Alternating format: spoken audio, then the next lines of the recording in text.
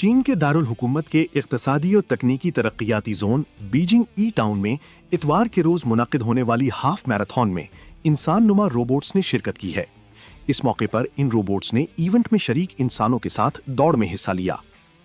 2026 Beijing E town half marathon and इंसान नुमा robot half marathon के बाज़ाब्ता नाम से मुनक़िद होने वाला ये इवेंट मकामी वक्त के मुताबिक सुबह 7:30 पर शुरू हुआ। दौड़ के इस मुकाबले में रोबोट्स ने खुदकार नेविगेशन और रिमोट कंट्रोल की 2 मुख्तलिफ कैटेगरीज में हिस्सा लिया। दौड़ के दौरान इंसान नुमा रोबोट्स ने नक्लो हरकत, तवाजुन और रास्ता तलाश करने की सलाहियतों का मुजाहिरा किया, जिसने तमाशाइयों की भरपूर तवज्जो हासिल की। इस दौड़ ने इंसान नुमा रोबोटिक्स में जारी पेशरफ्त और हकीकी दुनिया के हालात में उनके मुमकिना इस्तेमाल को उजागर किया।